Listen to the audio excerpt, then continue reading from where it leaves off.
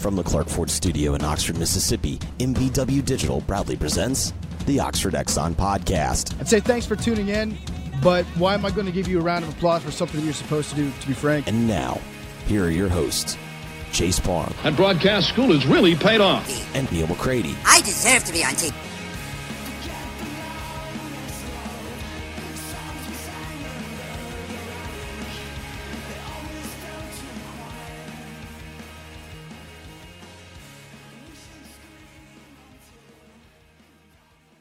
Welcome to this Thursday morning edition of the Oxford Exxon Podcast. Chase Parham, Neal McCready, Jeffrey Wright also in with us from the jump this morning.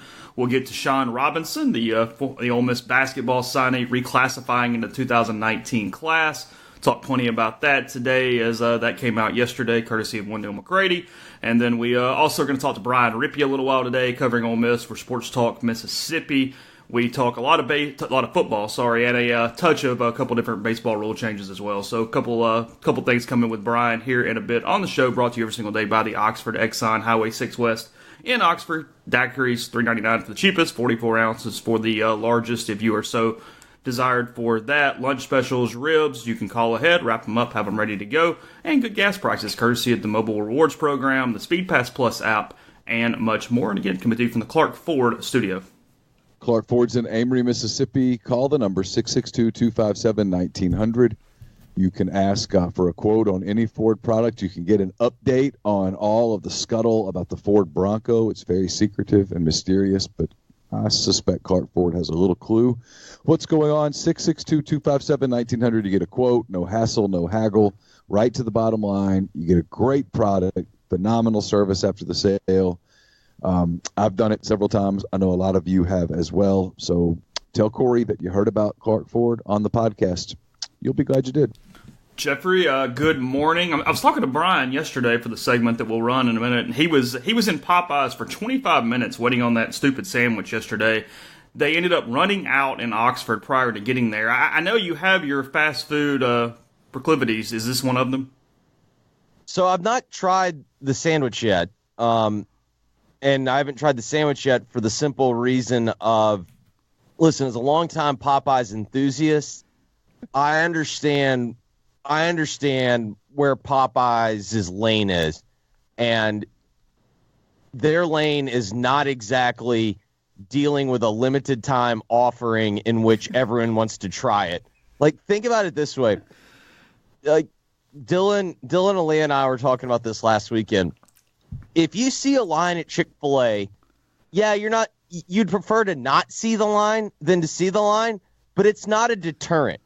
If you see 3 cars at Popeyes, you are not going to Popeyes. Like, you're done. Like, you keep driving. You're like, well, I tried. Like, I really did.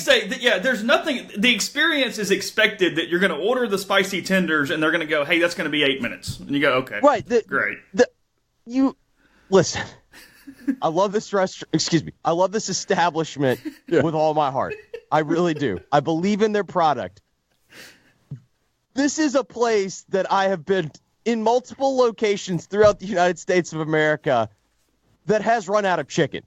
Not run out of like this particular item. They just straight up ran out of fried chicken. So I don't, again, say whatever you want about me. The fact that I'm not exactly ready to just buy in on this, that they can all of a sudden they can handle this new increase in demand. I guess I am truly a cynic. It's going to take weeks for this thing to calm down too, right? Like 2 weeks. You better get it in 2 weeks. This is also similar, right? To like, I think it was 2010-ish. Remember when Chick-fil-A added the spicy chicken sandwich and everyone was like in hysteria, and I felt like I was going insane because I'm sitting there going, why didn't they have this before? Like, it's the same thing. Like, why did it take till 2019 for Popeyes to have a chicken sandwich with a chicken breast? Yeah, because help me here. What in the hell is the hysteria over? It's just a chicken sandwich, right? It's the internet, Neal. Popeyes and Chick-fil-A fighting on the internet, and hence everybody's really interested. I didn't know Chick-fil-A fought. I thought they just prayed for everybody. Fight is probably not the right. They got into a joint marketing campaign, if you will. Let's put it that way. It's not exactly, and it's not necessarily. Chick-fil-A's in this unique position where they have these blindly loyal customers that fight for them. Yeah. We've got the listener out there right now that goes, football season's 9 days away. Yeah, well. Ole Miss just got a massive basketball commitment, and y'all are talking about chicken sandwiches. And I'm like, yep, that's our show. If the show was later in the day, we'd taste those bad boys tomorrow, but 8 o'clock in the morning, not much I can do about that. No. Well, not only that, I mean, listen, it's not exactly the Popeyes in Oxford that's, a quarter of a mile from the Walmart is not exactly Popeyes in Collierville in terms of the expediency. At what time would we go and try that sandwich where we would actually get said sandwich? You'd have to be there at 10:30 in the morning. As soon as they opened. The moment the door opened. Yeah. And see, I bet now, it's gotten so insane, I bet there's a freaking line even then. Well, that's what I told you. I mean, it was dinner time, I guess, in quotes, because whatever. But, I mean, it was 6:25 when I was talking to Brian yesterday, and he told me he was literally in line for 25 minutes. I've never wanted a chicken sandwich that bad. I mean, I like chicken and I like sandwiches, but I'm not waiting 25 minutes for a chicken sandwich. Well, the other discussion that we had that this stemmed from, because you can see where we are too on the calendar.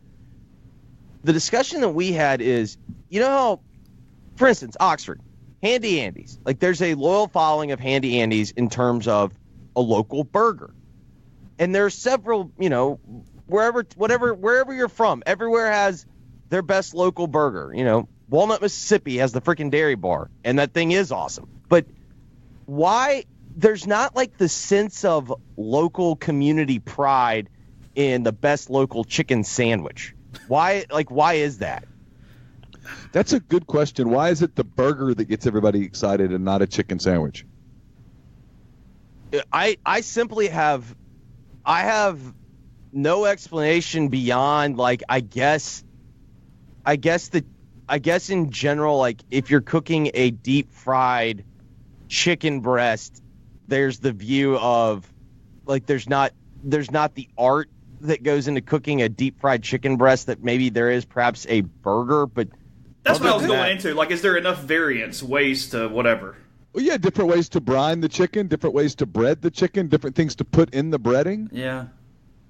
I mean, there's maybe as much variance with chicken as there is with the burger. This is fascinating because everyone does do. You always see these shows we watch a lot of Food Network and Cooking Channel and stuff, and they'll do burgers, barbecue, and burgers, Q and brew and stuff, and they'll have entire days dedicated to best burgers all over the country. The best burger in Savannah, Georgia, or Ogden, Utah, or whatever. Hell, it's half of guys. It's about 90% of guys following. Yeah, it's burgers. It's never, hey, we're going around the country to find the country's best chicken sandwich. I'm telling you, this is something that truly perplexed us. Or even the country's so sad, best, but still. The country's best sandwich. The country's best cold. Whoa. Jeff Morrow is appalled. That's true. But By the way, I find myself didn't take off the way all the burger shows take off. Yeah, but if you get I think he got 4 seasons. If you get 4 seasons on television today, I still think that's a successful TV show. And he's still on that the Chew show, right? They're big. Excuse you. It is called The Kitchen, and it is delightful. It is a good show. It comes on right after My Girl Ree, the Pioneer Woman, and it's right after them. It's him, the super pretentious New York chef that spells his name with a G. Jeffrey Wright.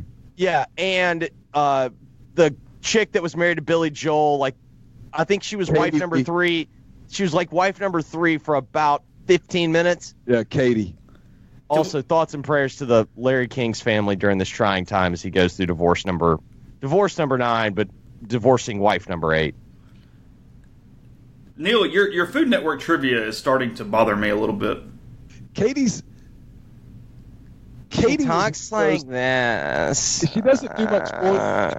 And then sometimes you'll allow her to kind of get. So my grandma used to make this recipe, and Billy Joel probably. What local place in this town do even promotes or has a chicken sandwich that people order? I'm assuming Phillips, but I don't order it. I don't know. But I mean, Phillips is everyone. That's a burger place. I'm not saying Phillips doesn't have a good chicken sandwich, but I've never met anyone that says, "Hey, let's go to Phillips. We got to get the chicken sandwich." Yeah. It's just an add-on under the menu everywhere. Yeah, I mean, like, it's kind of thought of like it's what you get your kid if you can't. If you know those super pretentious burger places that won't let you just order like what you want on your burger, if you can't get what you want on your burger, usually it's like, all right, well, just give me the chicken sandwich then. It's a good point because some places you're like, I don't want the aioli, and oh no, it must come with the aioli and the caramelized onions.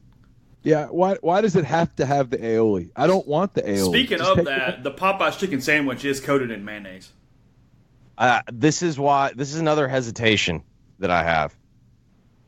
Can you not get it without mayonnaise? You can. I mean, I'm just saying the default setting is mayonnaise. That's disgusting. Well, I think Popeyes is I will at least give them credit. They are trying to like stick with the theme. Like they're trying to make it like a po' boy-ish. Yeah. But yes, I will not be getting it with mayonnaise. I have been okay. Guys, I need you to take a seat real quick. Uh-huh. I have been told the sandwich is extremely greasy and slippery. Well, yeah. I don't have a desire. I'm out. I find it hard to believe a fast food chicken sandwich is worth what we. The amount of time that we will spend on things in this country is breathtaking. The internet's a weird, dark place. You got that right, bud. 12 minutes in, we'll get to the main story of the day, I guess, if we have to. Shon Robinson reclassifying to the 2019 class. Neil, you've been kind of on the lead here. I'll let you take over. What's up and what's it mean? This was kind of starting to bubble earlier in the summer, if you recall. I certainly do. Kind of heard about it. Got the impression from talking to people that they wanted to keep it pretty quiet. Most of us acquiesced. It got out anyway that he was trying to reclassify. Went through the whole song and dance where, of course, I had to be a reporter and call the coach, and the coach said he's not reclassifying. So I reported what the coach said. I still reported that I think he is reclassifying. This was the Friday of 4th of July.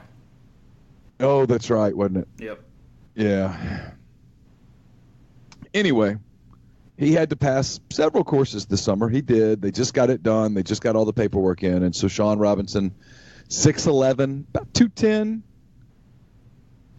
real athletic, got a huge upside. You talk about ceilings. The guy has a massive ceiling. This is a guy that had a bunch of offers, could have gone to a lot of places. I think he's the highest. I know the rankings don't support it. I think he's the highest ceiling prospect that Ole Miss has signed since. I don't know. That's good. I got to think about that. Justin Reed. Maybe the highest ceiling guy Ole Miss has signed since I've been on the beat. Jelon Kendrick, even though he's a transfer? Yeah, but you knew Kendrick had all sorts of issues that would likely screw him up. Maybe since Tarico had a really high upside, but he wasn't 6'11". This guy's 6'11" with handle. I think you can argue it's Justin Reed. Yeah. At least argue. That's probably a good place to kind of put the conversation for sure. So they're bringing him in. They want to get him in a college strength and conditioning program. Their plan is to redshirt him. You got to give Kermit Davis and his staff a ton of credit. When they got here, there were no wings.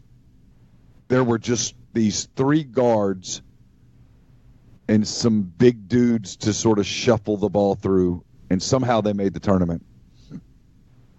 Now they're adding wings. Kadeem C, I should say.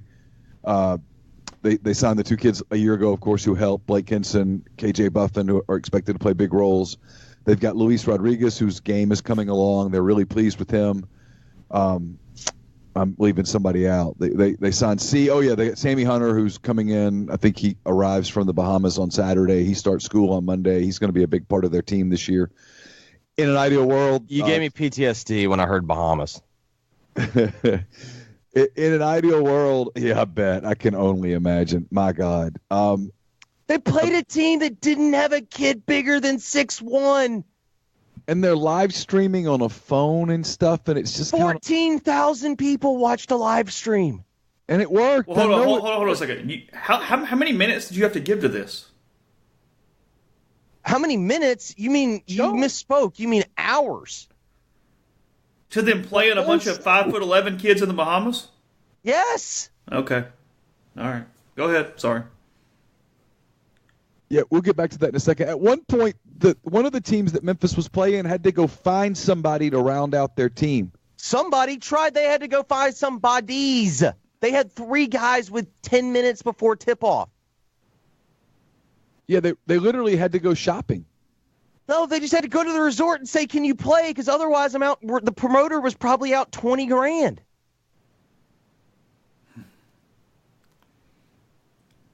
So anyway, Hunter's going to arrive. Their plan for Robinson is to try to redshirt him and put some quality weight on him to get him physically able to play in the SEC. He might change that because he's going to get an opportunity also. He's going to get an opportunity to earn playing time. And if he plays his way into the playing rotation, they'll take that red shirt and set it on fire and let him go.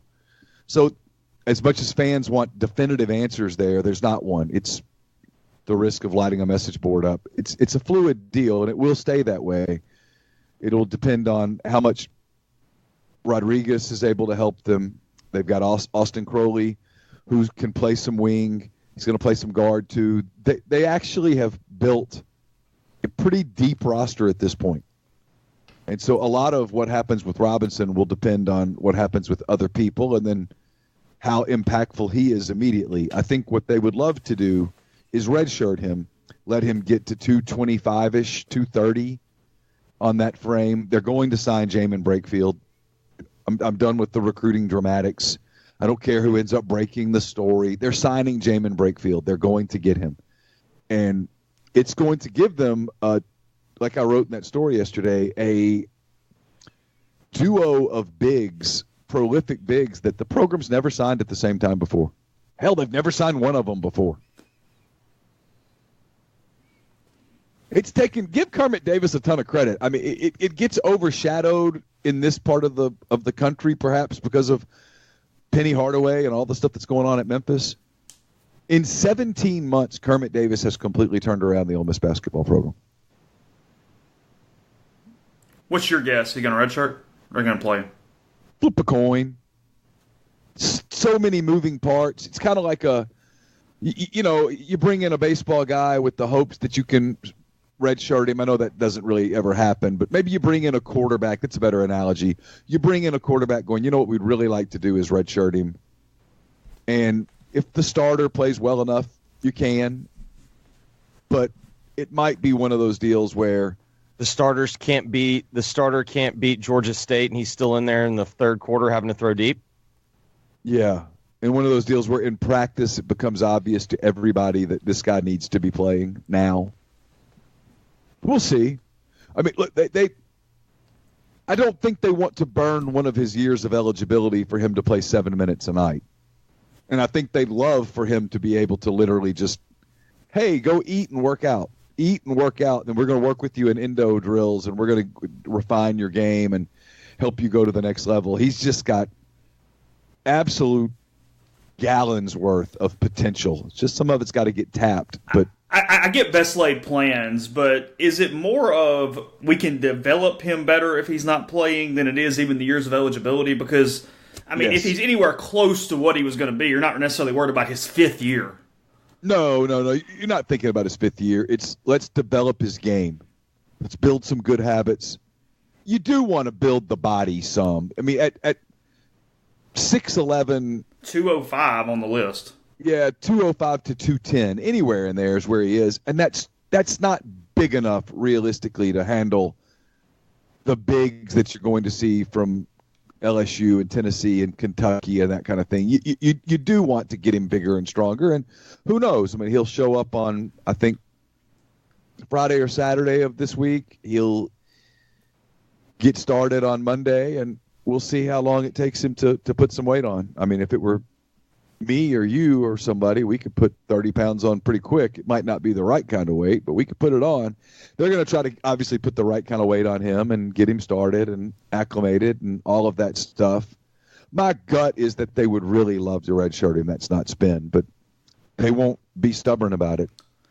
Going to give Kermit's finally gotten to a place. He couldn't do this last year. I think we talked about this on a podcast the other day. I laughed last year when people would say, oh, look at the way he uses his bench and stuff. I'm like, he doesn't have a bench.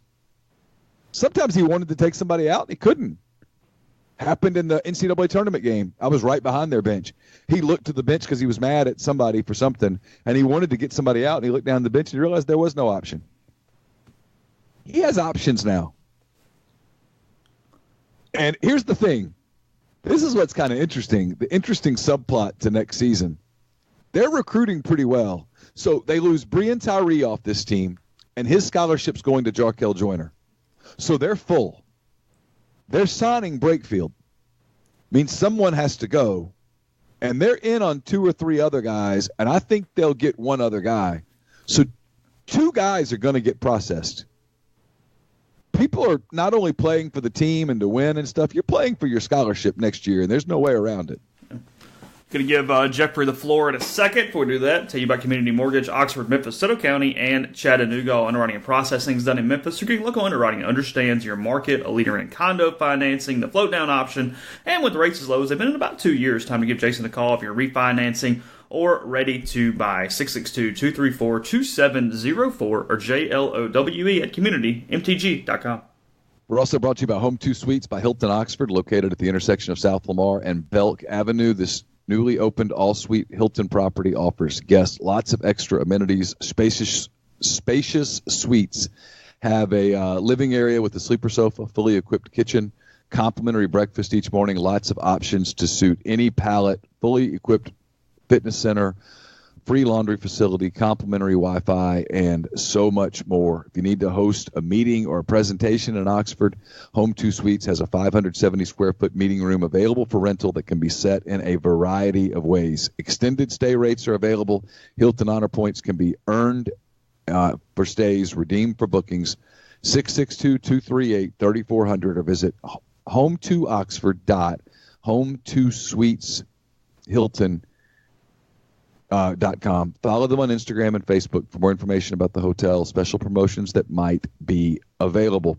We're also brought to you by Splinter Creek. It's a gated conservation community located 8 miles southwest of Oxford, 75 minutes from the Memphis airport. SplinterCreekMS.com, 601-898-2772 to schedule a tour with Tom Smith Land and Home Agents. They've been featured in Garden and Gun, Architectural Digest, Southern Living. It's a 34 lakefront lots ranging in size from 2 to 25 acres, 6 miles of private roads. The North Lake's 45 acres. The South Lake is 25 acres. The lakes are the main streets of Splinter Creek. Each one has a combination of docks, floating piers, a pavilion with fire pit, outdoor kitchen for use by homeowners, their families, and guests. The lakes were built for swimming, quiet boating, and fishing, so there's a lot there. It's really cool. I've been out to see it. You should check it out, too, if you're thinking about making Oxford or the Oxford area your home. SplinterCreekMS.com, 601-898-2772. So, Jeffrey, we discussed it a little bit yesterday. Baker Mayfield's quotes, your thoughts? Did he not say anything that every single talking head said? Yes or no? Did he not say exactly what I said as a New York Giants fan when the Giants took Daniel Jones? Did he say what he said because of his wide receiver or simply because he thought it? I think he was just talking. Okay. The point that was left out, and it was included in the story, but it was later on, is he continued to go, but I can't believe the Browns took me number one either. Like, and that's how the conversation got going.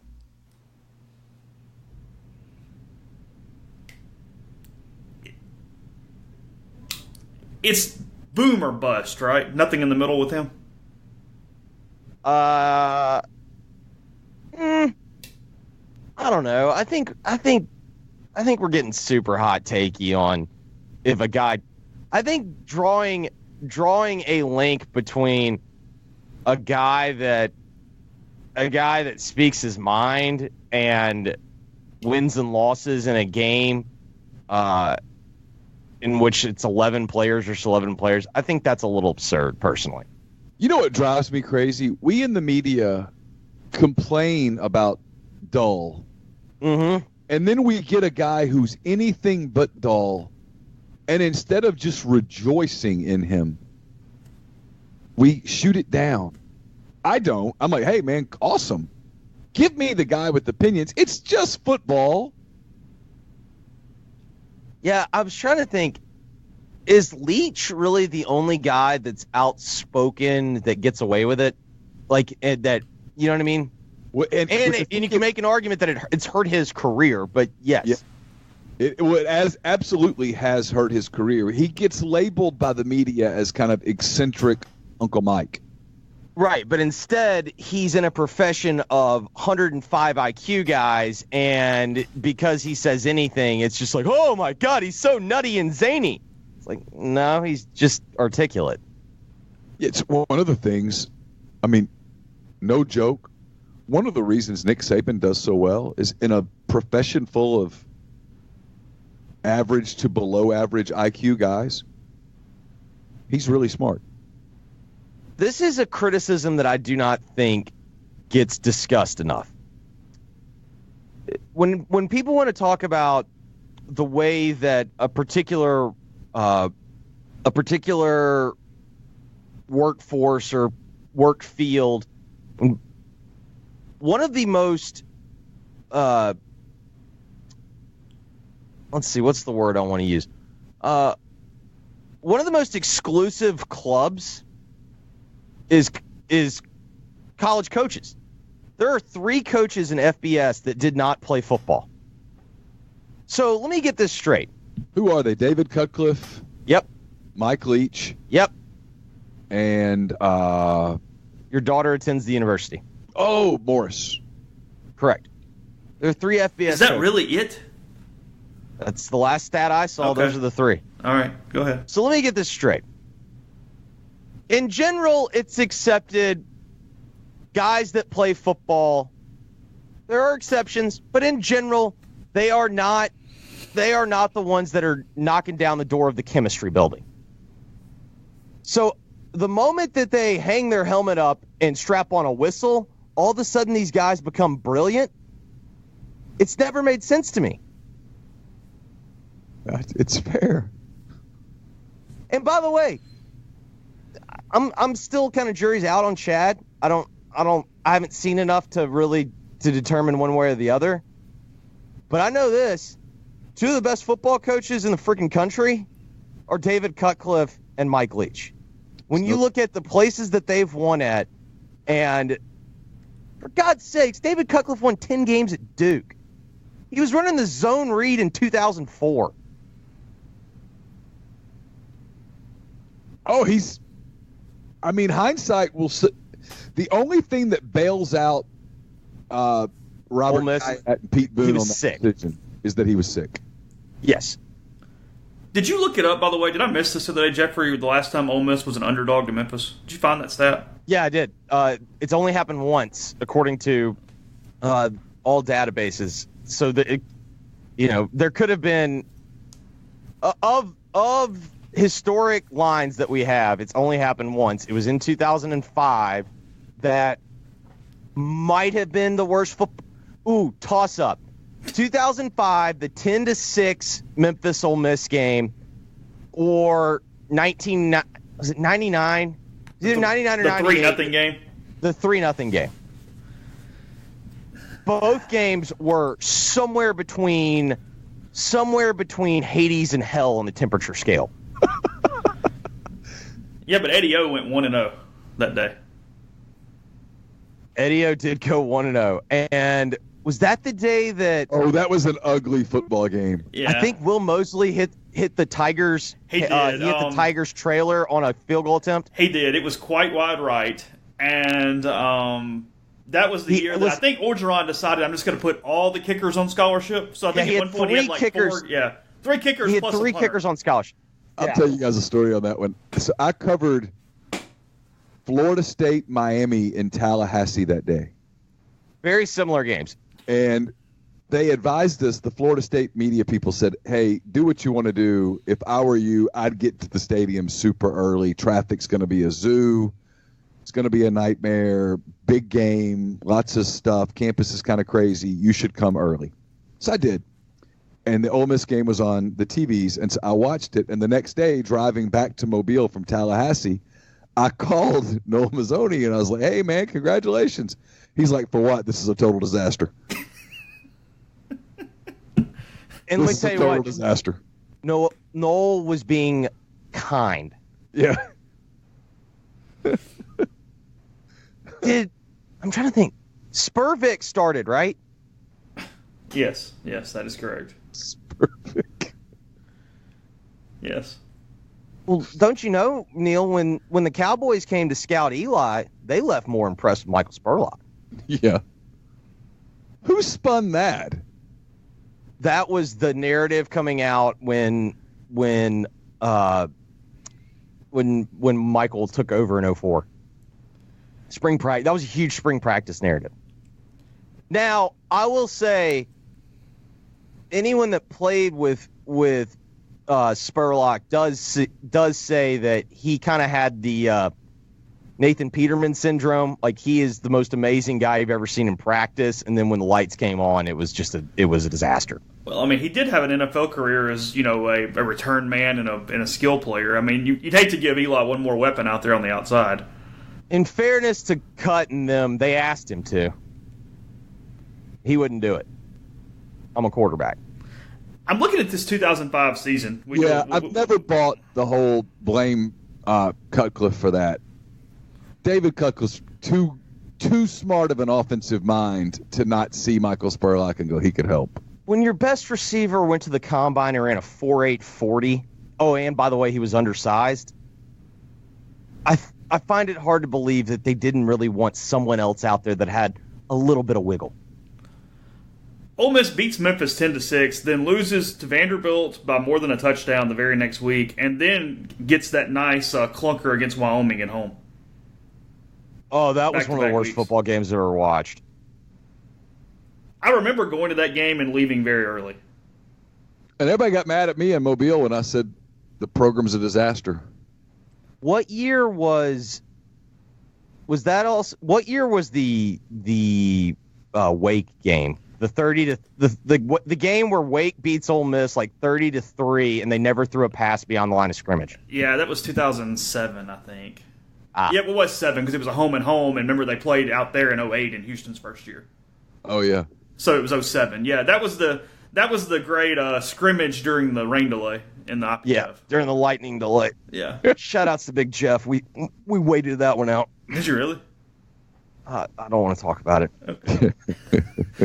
He played Alabama close, though, in 2005. That was the 13-10 game where Jamie Christensen kicked the field goal in the last play.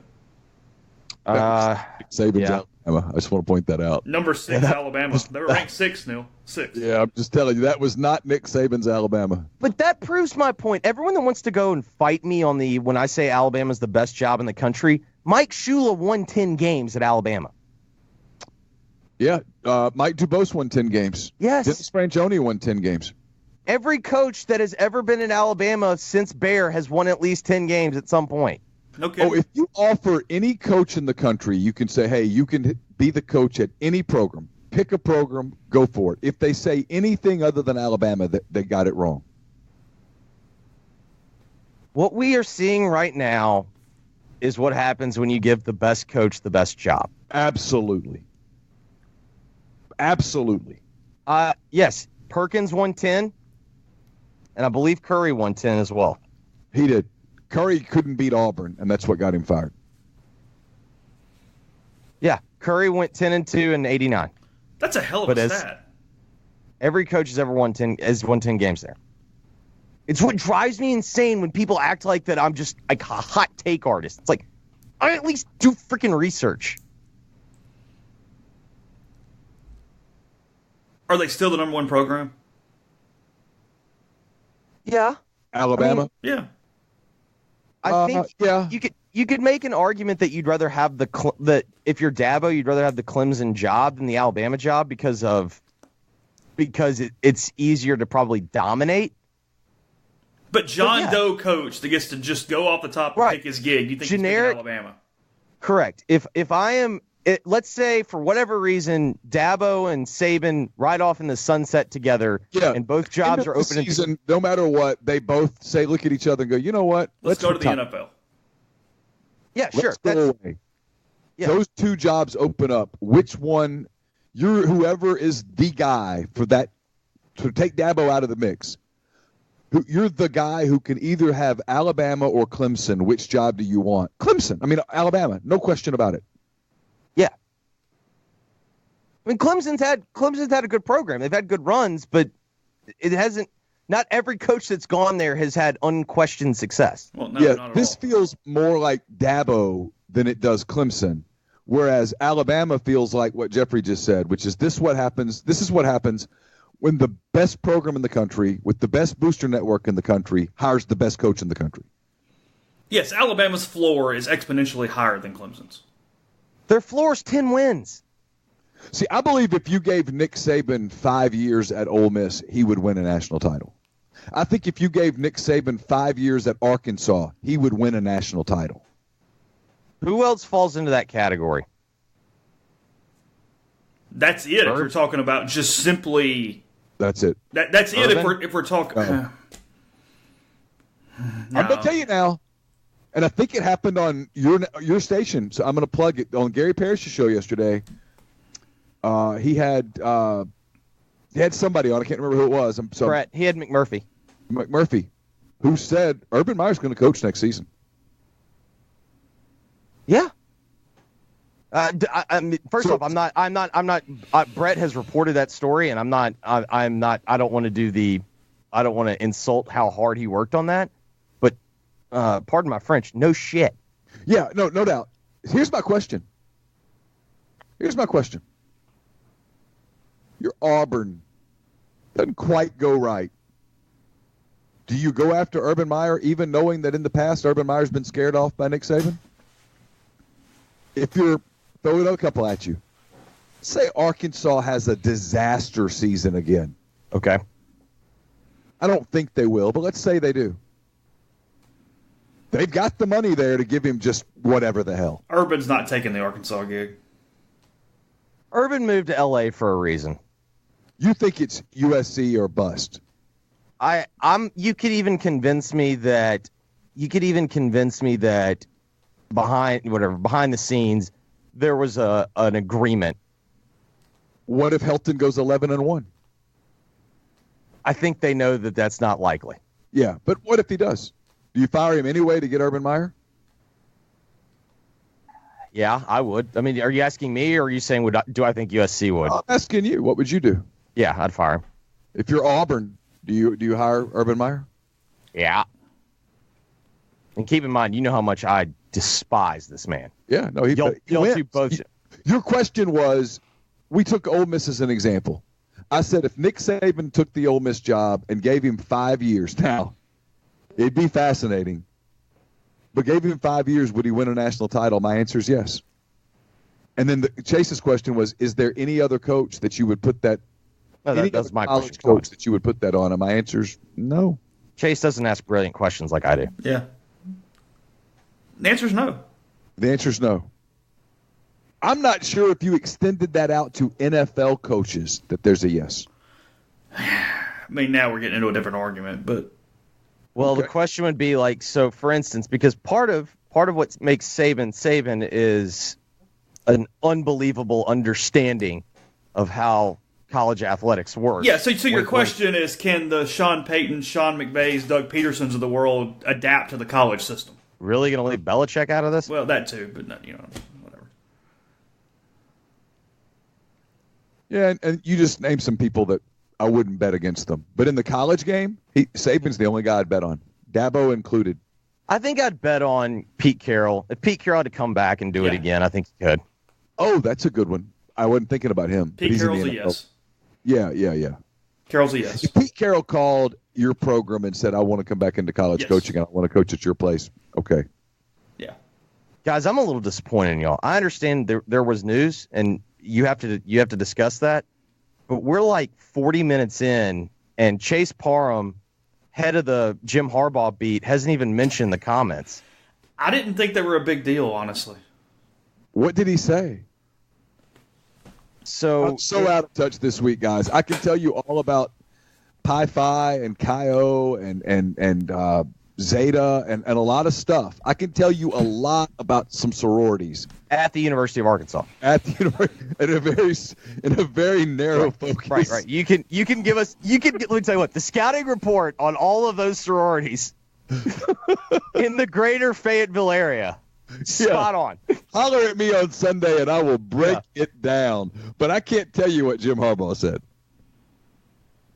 He basically said it's hard to recruit in college football. He's doing this in a book. He's got a book coming out or something. I don't know, whatever. And, we're having the guy on 2 weeks from yesterday. John Bacon is his name. So it's called, let's see, I've got it right here. Crap. Everybody likes pop-up ads, apparently. Let's see. 24/7 Sports. Actually, Saturday Down South, even better. Harbaugh, who's made plenty of enemies south of the Mason-Dixon line since taking over in Michigan, has poked the cages of SEC coaches repeatedly, and in the book, speaks to the disparity in spending by simply telling Bacon, quote, it's hard to beat the cheaters. Oh, stop. Well, Sean Gary turned down $300,000 to go to Michigan for free just because he wanted to be a Michigan man. So, no, my favorite was the spin zone of he did it because he knew the money was coming later. Yeah, it was just going to enhance his future earnings. He and his mother have character. Yeah.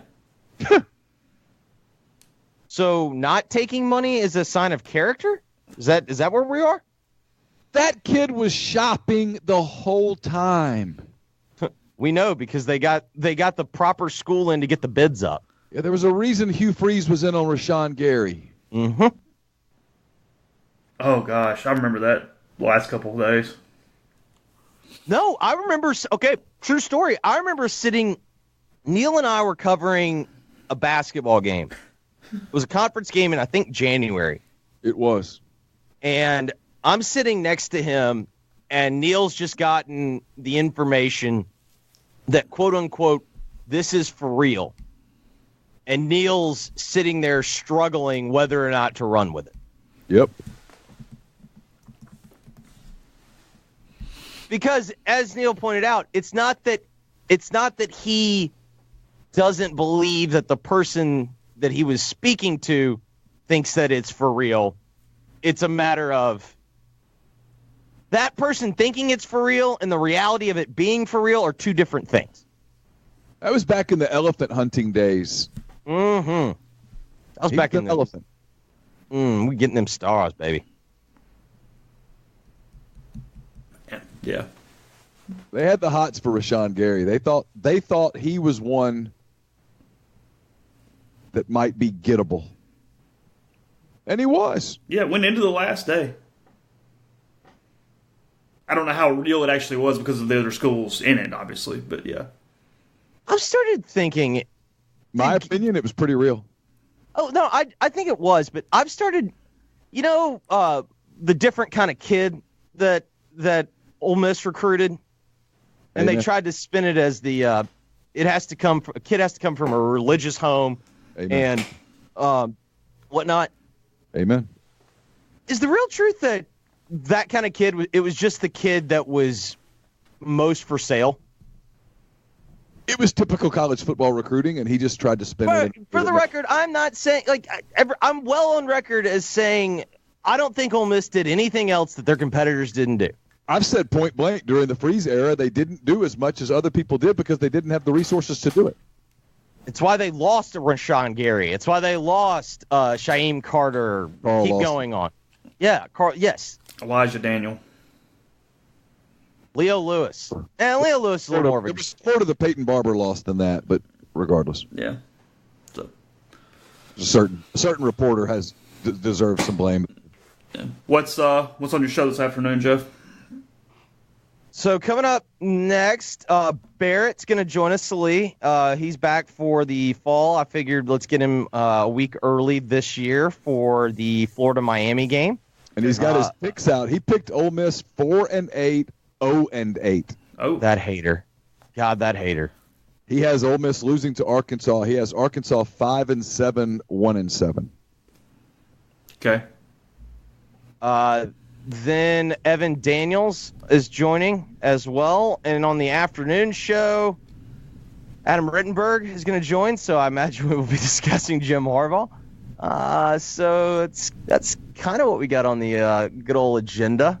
I've started next week. I should have it ready for y'all. I've started doing my put together the spreadsheet because I think the biggest question that I have for Memphis and Ole Miss is which team is actually better.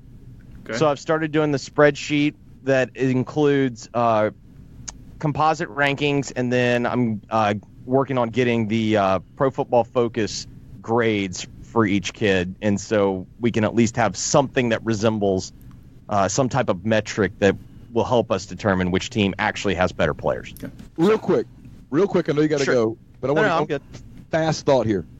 1 week from today, we'll make picks. So I'm not holding you to this. If you had to pick today, and you don't, but if you did, which way are you leaning? Ole Miss, Memphis? I'm leaning to Memphis. I think the bet is either Memphis to cover or Ole Miss money line. My biggest deal is it's Corral's first start. It's going to be a sellout. He's going to be on the road. And I think Brady White is going to make fewer. I think Brady White's never thrown more than 2 picks in a game. Like, I think he's going to make fewer mistakes than Corral is. We'll look forward to talking about it next week. That's good. That's good stuff. Yeah. Enjoyed it, bud. All right, guys. Thanks to Jeffrey for his extended amount of time today. We're going to go to Brian Rippee in 1 minute. Before we do that, I'll tell you about Visit Oxford. VisitOxfordMS.com is the website. Go to the events page, see everything going on here moving forward throughout the fall football season, bringing lots of different activities to Oxford. You see them all in one place. August 24th is when it really picks up. You've got the Lafayette County Multipurpose Area Open House at the Multipurpose Arena. You got the Mississippi Music and Arts Festival. Square Books has their 40th anniversary at the Lyric that same day. And the Art Crawl returning on August 27th. That is at the Powerhouse from 6 to 8. Thacker Mountain Radio back on September 5th. Plenty of different things going on in Oxford. Again, tons of them once football season does actually begin here in a few weeks. You can catch up with that as well as where to eat, where to stay, and much more. That's visitoxfordms.com/events. Speaking of events, just by listening to this podcast, you are invited to the Blue Delta Jeans Whole Hog Roast September the 6th. It's the night before Ole Miss and Arkansas at Vaught Hemingway. It's going to be at Wonderbird Spirits in Taylor. They're going to have a cash bar, a whole hog from Neon Pig. They're going to have a special that night with their denim, special pricing on the denim. They'll also have all of their new fabrics out and available. You can get fitted for those on that night. They're soft. They're beautiful. I've seen them, got a little sneak peek. They're fantastic. You'll love them. Special pricing that night. So plan to come out. We'll be out there at least for a little bit. I think Chase will have played golf all day. He'll be probably fried, but he'll be out there so you can see him, and I'll be out there as well. Wonderbird Spirits in Taylor, 6 p.m., Friday, September the 6th. Additionally, Blue Delta Jeans is going to be in Texas Friday, all the way through next Friday. They'll be visiting Dallas, Houston, College Station, and Austin. So if you're interested, email info, that's INFO, at bluedeltajeans.com to get a fitting scheduled in the Lone Star State. Hot weather's here. Fall is getting closer. It felt a little different out there this morning when I was out watering plants. Still a perfect time for your no-shows from Dead Soxy. You really need to experience the difference quality sock makes. Go to deadsoxy.com. Enter the code Rebel Grove at checkout. 30% off all orders, including sale items. Deadsoxy.com. 30% off all orders with promo code Rebel Grove. Coach Matt Mott and the Ole Miss soccer team get started tonight for their season opener versus North Alabama, 7 p.m. Admission is free. Bring the family out. Enjoy some Rebel soccer. Celebrate 125 seasons of Ole Miss football with this exclusive offer. Pick one conference game, one non-conference game, which includes parking, for just $125. For more information, visit OleMissTix.com. And while you're at OleMissTix.com, get your basketball season tickets. The season will be here before you know it. You don't want to miss the Rebels in action at the Pavilion. Men's and women's hoops season tickets on sale now. And also, while you're at OleMissTix.com, be sure to secure your Rebel Flex Pass this season at the Vault for just $249. New features this year include linking passes with friends, adding guest tickets, and more. We dropped edition number 2 of My Mind on My Money podcast presented by Pinnacle Trust. Speaking of Pinnacle Trust, they're based in Madison, Mississippi. They represent clients in more than 20 states. They provide detailed, specialized investment management, financial planning, retirement planning for individuals and businesses, and so much more. They treat investing like a commodity. Decisions are made using objective information and research, not emotions. So regardless of your level of wealth, Pinnacle Trust will sit down with you, listen to your goals, study your expenses, and put forth a comprehensive, detailed financial and retirement plan just for you. Pintrust.com, P-I-N-N Trust.com. Mention you heard about Pinnacle Trust on the podcast. You'll get 10% off your first year's fee. Podcast is brought to you by Mastercuts Lawn and Landscape. It's premium lawn care throughout northern Mississippi, as well as many more opportunities for you as well, from custom playgrounds, retaining walls, pool decks, outdoor living spaces, paver patios, forestry mulching, and much more. The path to your dream backyard, easier than you think. GoMastercuts.com is the website for a free quote, or that same free quote at 662-607-7773. That's GoMastercuts.com. And now we will go to Brian Rippee of Sports Talk Mississippi to talk some Ole Miss football. Brian, appreciate you giving us a little time today. We are recording this on Wednesday evening, about 6:30 right now. Obviously, all you guys are hearing it on Thursday, or if you listen a day late on Friday. You got sucked into it, I know. When I first called you, you were in the line at Popeyes. I'm sure you were trying to get the chicken sandwich. They were out. Is that just a sign of how well their marketing was, or is that a sign of absolute incompetence that they run out already on Wednesday afternoon? Probably a little of both. I don't know. The internet's a weird place, but I've never seen a single sandwich just take on a life of its own. And I guess the two things people like there's no nuance on the internet. So if you have something to compare it to, it's either the best thing on earth or the worst thing on earth. And them kind of tying that in with the Chick-fil-A thing just led to a viral marketing campaign, I guess. So they figured out, I guess, how stupid humans are. But I guess a little bit of both. I don't really see how you run out. I would make sure that wouldn't humanly possible. But yeah, I wouldn't even try. I was just really hungry on the way home from radio and was like, oh, whatever, I'll give it a try, and then ended up in there for 25 minutes probably and didn't get the chicken sandwich. So I guess you would call the trip a fail. Were there people pissed in there because the sandwich was gone? No, I think people were pissed in there because they were not getting their food and not getting their order right. Somebody rung up the guy in front of me's order wrong. It was a circus in there. It was a disaster. What is your typical order? I mean, are you expecting much out of the sandwich at all? Like, when you finally get it, I mean, are you kind of that Popeyes guy, or is it simply just, hey, what the hell, it was somewhere to eat tonight? It was literally just somewhere to eat. I didn't get a chance to eat lunch today on the way to the studio. So on the way home, I was like, man, I'm really hungry, and I literally just saw it. Like, I don't go to Popeyes enough to have, an order. I like Popeyes. I think their food's good. It's fine. I just don't ever think about it. So I don't go enough to have, a regular order.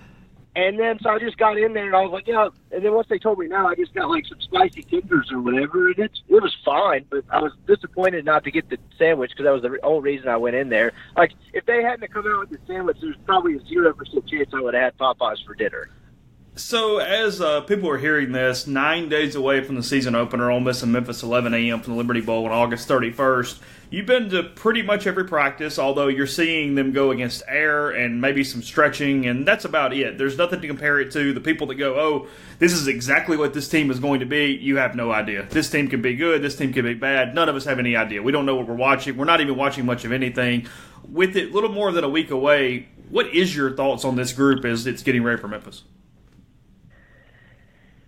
I think you probably accurately painted most of my thoughts on it. There's just a whole lot you don't know. And I know one of the days you were out there, we were talking about this. They've been a fairly boring camp team, but they're going to be a fascinating team once the games come. And I think they're a boring camp team because there's so much unknown with them, whether it's the two new coordinators, whether it's all the turnover on the offensive side of the ball with the offensive line, or whether it's at receiver. Is the defense improved at all? But I think that's also the same reason why they're a boring camp team. It's just because you don't know, and you're not going to know until they actually line up and play another opponent. I think there are some interesting pieces on the offensive side of the ball, particularly at receiver. I'm interested to see how Mingo, Dennis Jackson, Jaden Jackson, a couple of these guys, if they can crack the rotation. I'm interested to see how they use Tyler Knight. I'm really interested to see Tyler Knight in the slot next to Elijah Moore. And some things that we've seen, they're kind of together in a trips formation.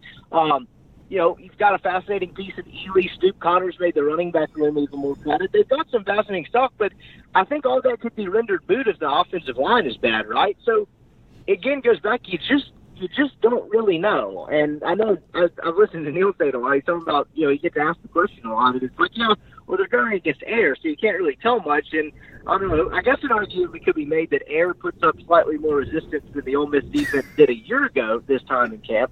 But other than that, you can't really tell a whole lot. So I am interested and fascinated to see what this team looks like. But the problem is you're just not really learning anything at this point in the third week of camp.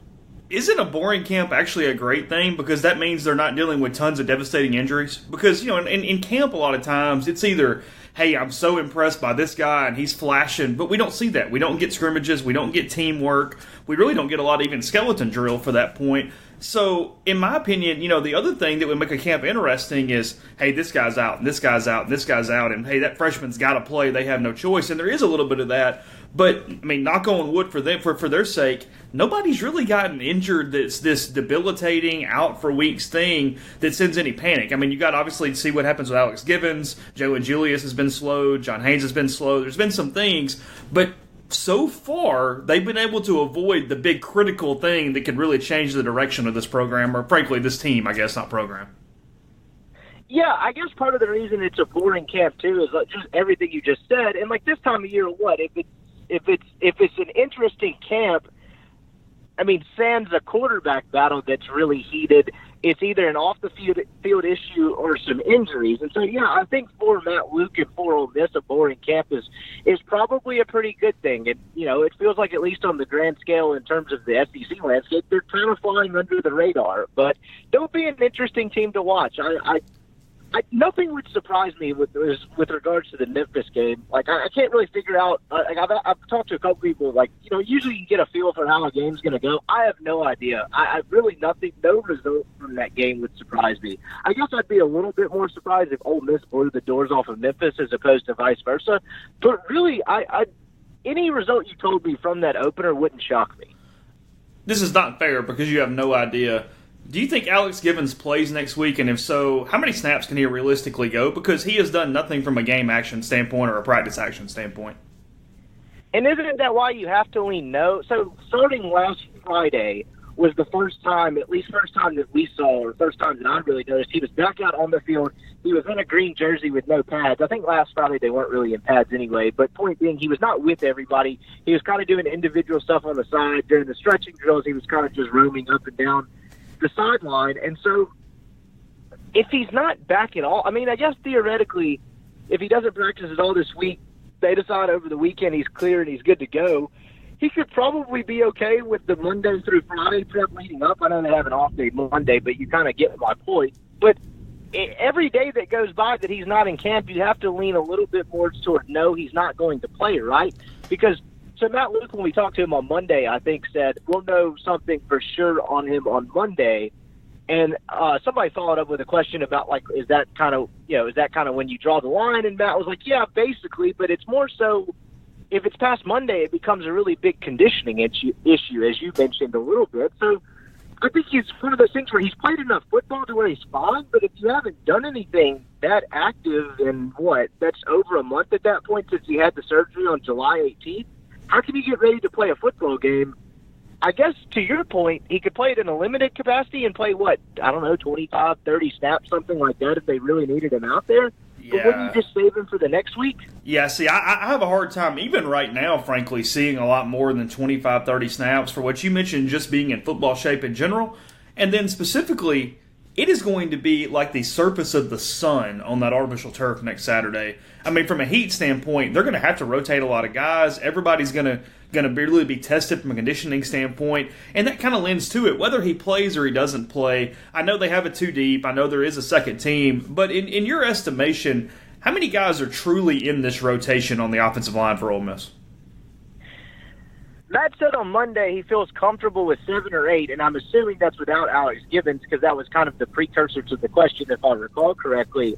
But what's interesting to me is after the starting 5, who is he talking about? Because you've heard a lot all throughout camp that, Nick Broker and Jeremy James, a couple of true freshmen, are really the ones that kind of immediately come to mind. If those guys are going to have to play, and they're going to have to play almost immediately, well, how quickly is almost immediately?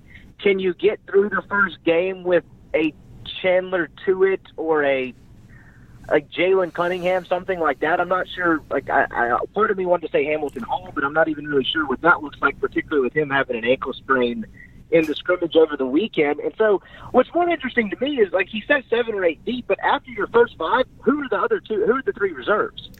Well, no, I mean, you're talking about, really, I think it's more closer to 7 because I think we're talking about 1 tackle and 1 guard. You know what I mean? Like, I get that Royce Newman can bounce in and out, and I know you have some flexibility, but when you start talking about 8, I really think you're almost having to talk about Royce Newman as 2 people in a way, because that just means you've got those many rotational spots. I don't, it's really hard to see that they would get into an 8 or a 9 as far as legitimate snaps, and let's say double digits, where somebody's playing 10, 15 snaps that day, if they're not in one of those 5. And then, look, they're going to play Broker. I do think they're going to play James. But beyond that, it's just hard to see a lot of meaningful snaps. This team's really badly missing a Jordan Sims, aren't they? Kind of a dude you could just stick in and plug as a fill to a hole for, a couple of different positions. He'll accumulate a lot of snaps over the course of a game, but for a few snaps at a couple of different spots. They don't really have that at all on this team. But if you would add, I would think if you added Jordan Sims to this team, or kind of a guy like that wasn't necessarily a starter, but kind of the 6th guy that could play a couple of different positions, it would change almost entirely how you look at this team going into the opener, does it not? At least from an offensive standpoint. Oh, it does. I mean, it's not that we haven't done a good job, or you haven't done a good job, or the fan base in general has overlooked it, but I think that, everybody talks about Greg Little and losing these guys.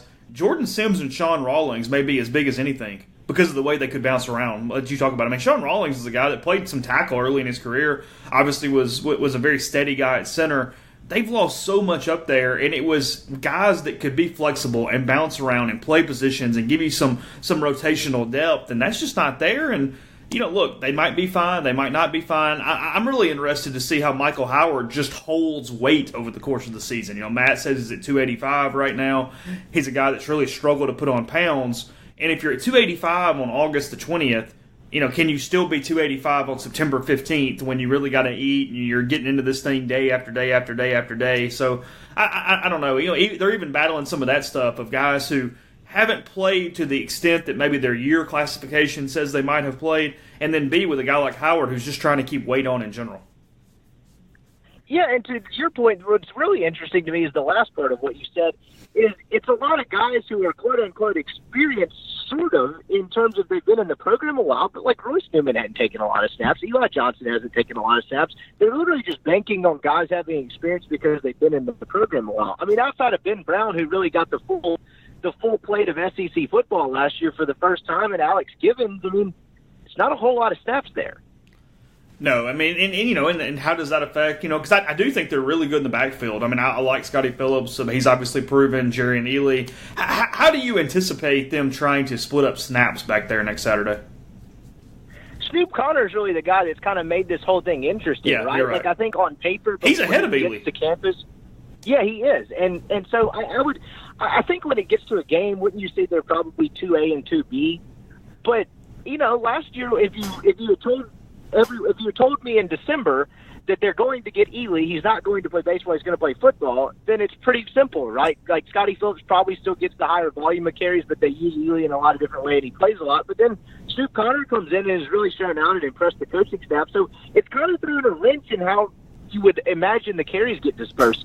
I think it's something along the lines of Scotty Phillips is in the 17 to 20 range, and then maybe Snoop Connor and Jerrion Ely, depending on how often they can and want to run the ball, the 7 to 9 carry range. I mean, is that way off base? I'm having a hard time really even getting an accurate gauge of what that might look like, because then you have Isaiah Willard after that. That's what I was going to go next. Is Willard at least is a guy who showed some competence as being a backup guy. I don't know. As a headliner, it's not necessarily there, but he's certainly a steady presence as a number 2, a number 3, or whatever that you need. And Rodriguez is going to run it a lot. Corral is going to run it a lot. And how do they kind of factor that in? Because I think with all true freshmen behind him, Rodriguez probably can't let Matt just take off the way that he would like to if he was just simulating the way he wanted his offense run, if that makes sense.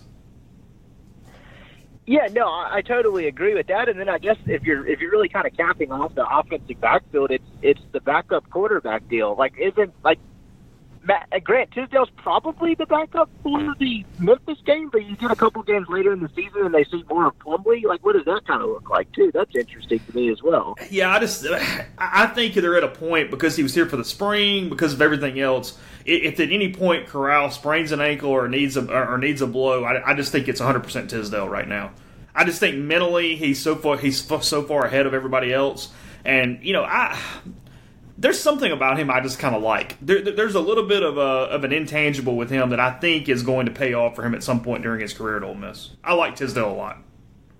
I would agree, and you were there last Friday. He certainly, obviously, he didn't officially say it, and I think he was given a chance. He sure talked like he was going to be the backup quarterback. He did not seem to have any doubts whatsoever. Yeah, we talked about it on our podcast Friday that I was even really impressed with him just going around and shaking everybody's hand. You just don't see that much from, A, anybody, but B, especially from a freshman.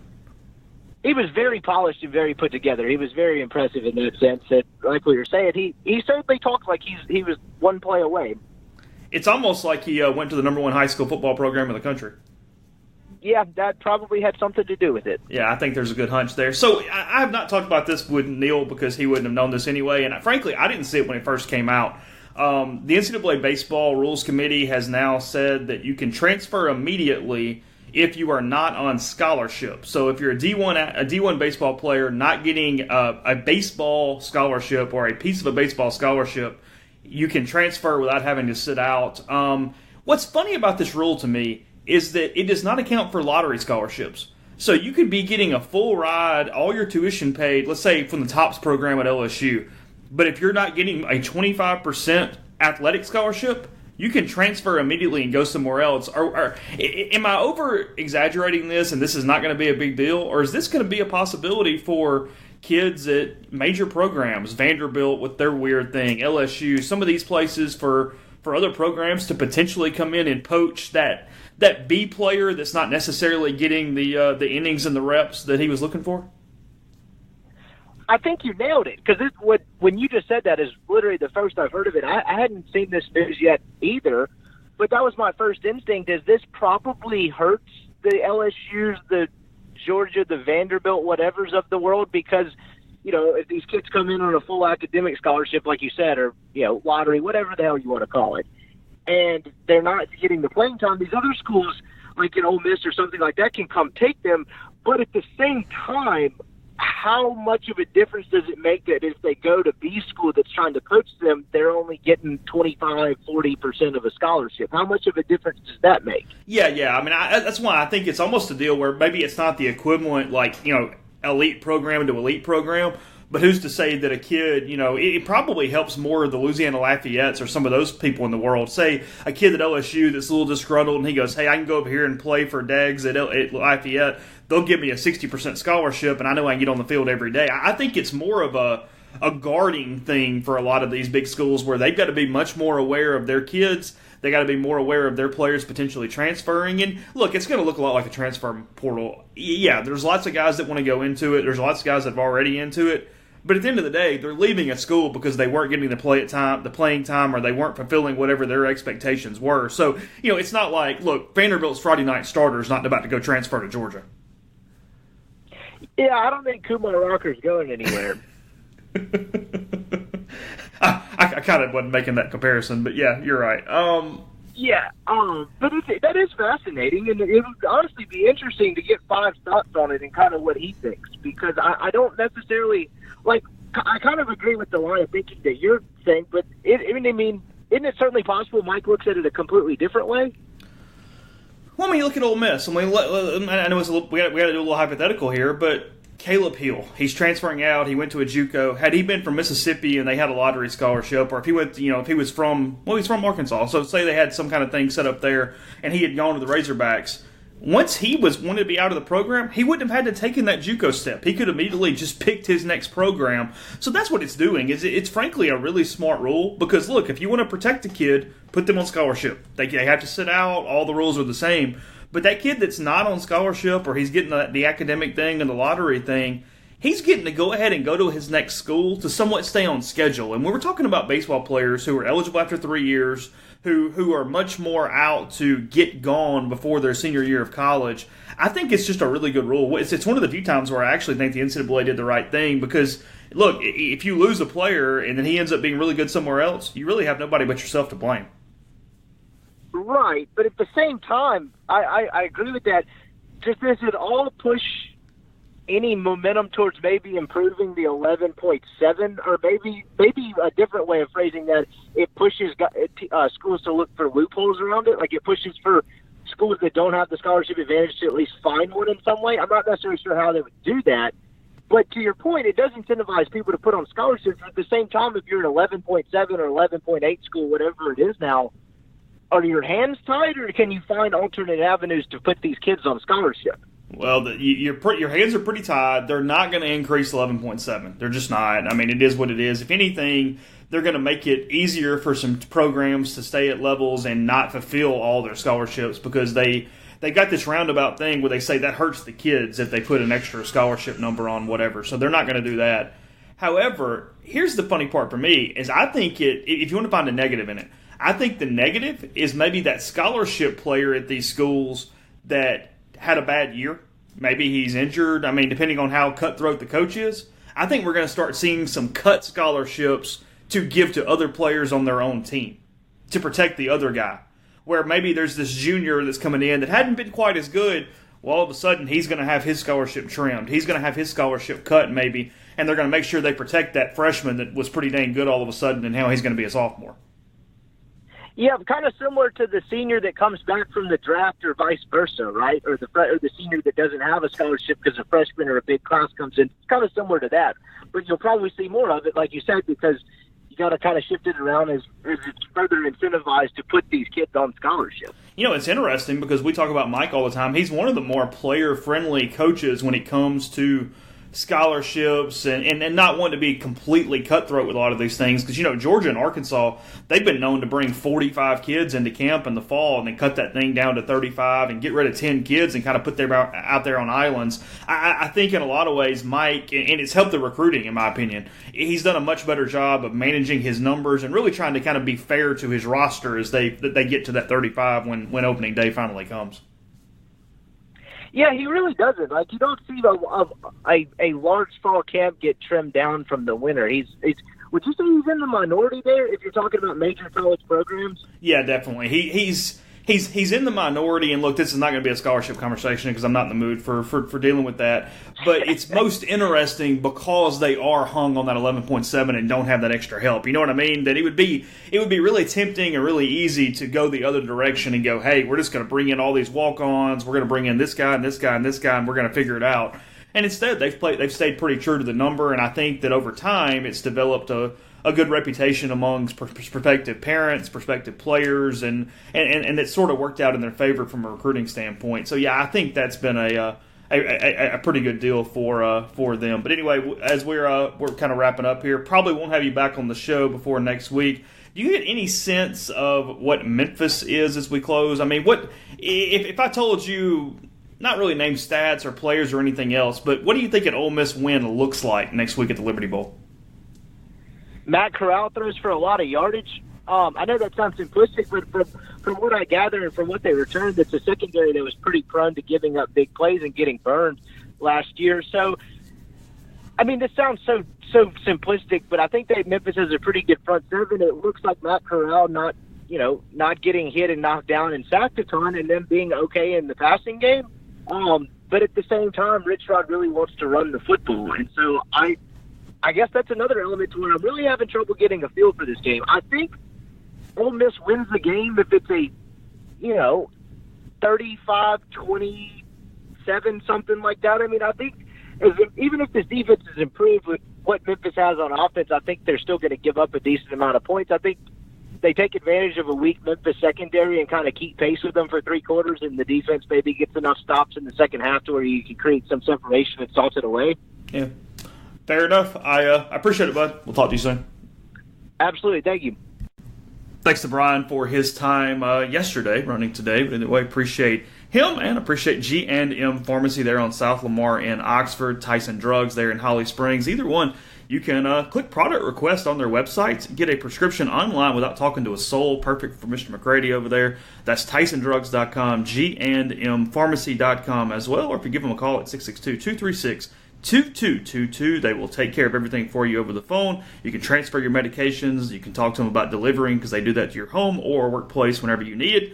And they offer MedSync to make sure you get the medicine you need when you need it. They fill everything once a month on the same day to put everything on a schedule for you. You can ask about the sildenafil, the CBD oil, and much more. Again, 662-236-2222. I'm not antisocial. I host a mailbag every single week on the internet. How many people do you talk to for their mailbag? I mean, like 20, 25 people. It's all online. It doesn't count. They ask questions. I answer their questions. I think it's a social. It's incredibly social, and I resent your implication. Speaking of the mailbag, it is brought to you by the Westin Jackson, another group of people who love me, and I talk to them sometimes. But after all the insults from you, I probably need to visit Soul Spa, the ultimate luxury spa experience in downtown Jackson. And then I need to go over to Estelle Wine Bar and Bistro, sip on a creative craft cocktail, enjoy their curated wine list. It's open for breakfast, lunch, dinner, and Sunday brunch. Chef Caden's missions to connect guests with the community through local partnerships, so gather there tonight. Podcast also brought to you by John Edwards of Regency Travel Incorporated in Memphis.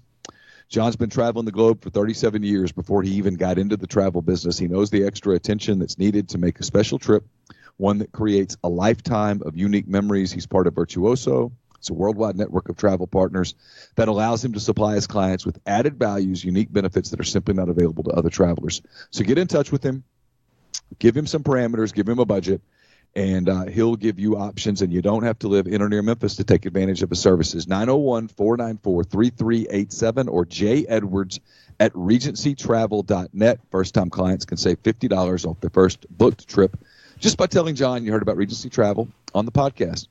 We're also brought to you by Grenada Nissan. If you're in the market for a Nissan vehicle, that's the place to go. It's just off Interstate 55 in Grenada, Mississippi. They have a complete selection of new and previously owned Nissan vehicles. It's GrenadaNissanUSA.com.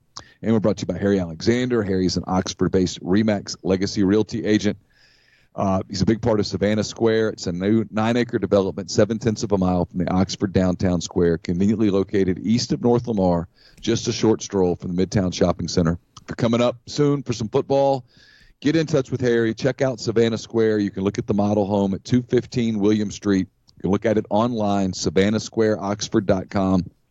And then get in touch with Harry, 662-801-5621. Also brought to you by Oxford University Bank, OUB, locally owned and operated right here in Oxford. OUB is home to Kasasa. It's the absolute best cash checking account. It'll pay customers 2.5% interest on their balances up to $50,000. It's also home to a commercial checking account now paying 1% interest as long as you keep $10,000 in the account. It comes with fully interactive online banking. To learn more, go to liveoxfordbankoxford.com or call 662-234-6668. OUB is FDIC insured. And last but not least, we're brought to you by 7 South Tailgating, owned and operated by husband, wife, duo Kyle and Jordan Thornton. They're both Ole Miss alums, Oxford locals. What started as a way to pay for college has become the greatest tailgate service provider at Ole Miss. The team at 7 South are rebels through and through. They take pride in the Grove and the impact their service has on protecting, preserving, and enriching the Ole Miss game day experience. So call directly 662-321-1682 or visit 7southtailgating.com. So appreciate Jeffrey, appreciate Brian, a lot at rebelgrove.com, including a lot of discussion about Shon Robinson as we led the show with, well, after the chicken sandwich, that is. We will continue to monitor that. Jamin Brakefield will make a decision at some point, but Neil trying to go ahead and give away the dramatics there, so whatever. He's going to sign with Ole Miss. Okay, fair enough. November or April? I don't know. Flip the coin. Okay, fair enough. We will be back tomorrow. Probably a mailbag is my guess. You get a soft verbal today. You get a bourbon podcast today. You get a lot of stuff. So there's plenty of stuff for you. We'll get around to all that, and we will talk to you again tomorrow.